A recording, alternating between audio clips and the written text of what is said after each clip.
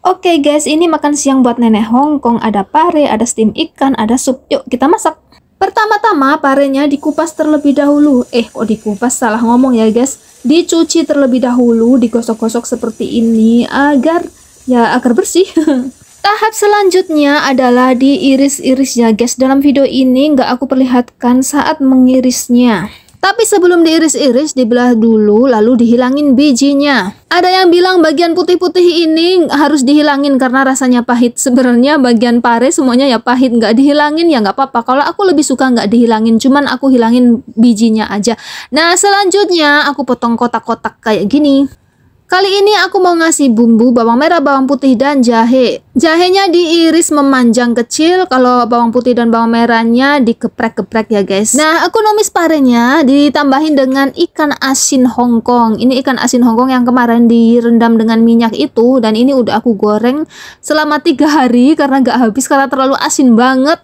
Mau buat lauk itu aku nggak begitu doyan karena terlalu asin, jadi mendingan dicampurin ke pare biar parenya nggak begitu pahit dan ikan asinnya nggak begitu asin. Sama aja kayak sebagian orang cara memasaknya ya guys. Bumbunya terlebih dahulu ditumis hingga wangi, lalu masukkan ikan asinnya, ditumis juga hingga wangi. Dan ini aku tambahin pete kesukaanku. Petenya 4 aja, soalnya di Hongkong itu mahal, jangan banyak-banyak ya. Lalu setelah petenya layu, masukkan parenya, ditambahkan dengan disiram, maksudnya dengan air mendidih, lalu ditutup ya guys. Oh iya, sebelum ditutup ditambahkan dengan saus tiram. Saus tiramnya ukurannya kira-kira itu 1 sendok makan. Saus tiramnya diaduk merata, setelah merata ditutup, biarkan hingga 7 menit. Sambil menunggu 7 menit berlalu, aku mau merebus sup, yaitu sup labu hijau. Labu hijaunya dibersihin dulu ya guys, dicuci terus dikupas. Sebelum dikupas dibelah dulu jadi 2, soalnya kebanyakan. Labu hijau ini dalam bahasa Inggrisnya winter melon. Kalau dalam bahasa Kantonis dan Mandarin itu tongkwa.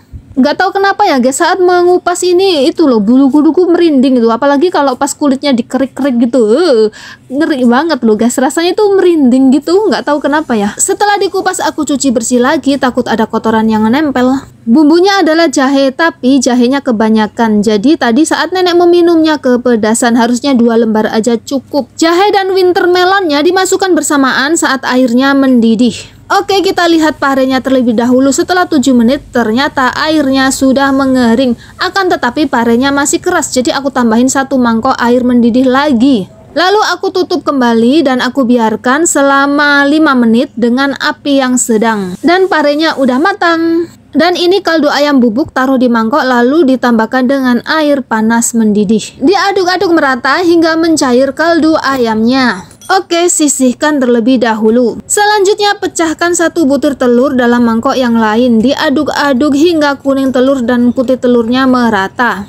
Setelah kuning telur dan putih telurnya merata, baru kaldu ayam cair yang udah dicairkan ini maksudnya dimasukkan ke dalam telur. Lalu telurnya ditambahkan dengan air panas. Selain kaldu ayam, telurnya juga dikasih kecap. Dan ini kecap manis Hongkong, 2 sendok kecil aja, lalu diaduk-aduk. Nah, warnanya kan nggak pucat ya. Selanjutnya ditutup dengan plastik wrap. Lalu ditusuk-tusuk pakai tusukan gigi. Karena kali ini aku tidak hati-hati, jadi plastik wrapnya sobek. Untung saja di sampingnya masih ada sisa, jadi nggak perlu ambil wrap baru. Jadi kali ini aku menusuknya dengan sangat hati-hati, nggak mau sobek lagi. Tahap selanjutnya masukkan ke dalam air yang mendidih, dikukus selama 10 menit. Setelah direbus selama 20 menit, sup winter melonnya matang. Tambahkan garam dan kaldu ayam secukupnya, tambahkan daging tiram. Daging tiramnya direbus selama 1 menit aja udah matang, lalu ditambahkan dengan daun bawang hijau, daun bawang merah maksudnya. Tutup terlebih dahulu panci supnya, lalu matikan kompornya. Selanjutnya beralih ke steam telur. Dan steam telurnya udah 10 menit, udah matang. Harus sangat berhati-hati saat mengambil steam telur ini karena panas banget. Oke, aku dan nenek mau makan siang terlebih dahulu. Terima kasih yang udah nonton, bye-bye.